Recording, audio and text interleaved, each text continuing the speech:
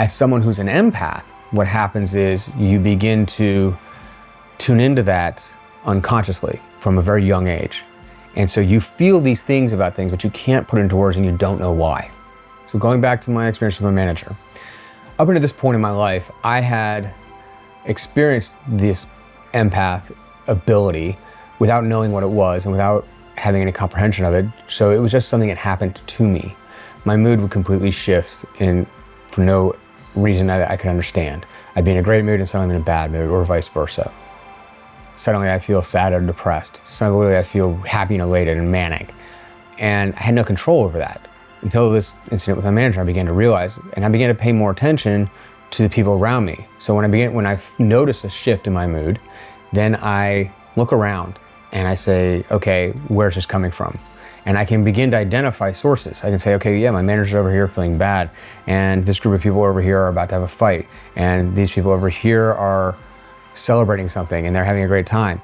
And I began to kind of key into all these different things. That gives me a baseline, and I can say, okay, which one of these do I want to be a part of, like emotionally, and which ones don't I? And once you understand that, then you first need to learn to separate yourself from the emotions and energy that you're feeling from other people. You can learn to turn it on, and you can learn to be empathetic to people who really need it while keeping yourself safe emotionally. And you can learn to be that band or that DJ up on stage and lead it. And that is something else I learned bartending, is being able to set the mood, set the energy for the place. Because first you key into their energy and meet them where they're at. And then you lead them to where you want them to be. And it's a very powerful thing to be an empath.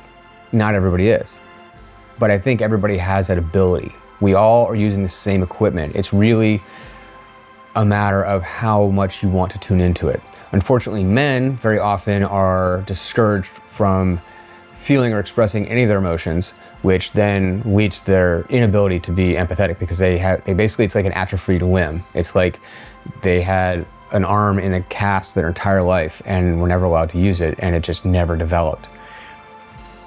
They can develop it. Men, I'm telling you, you can develop it.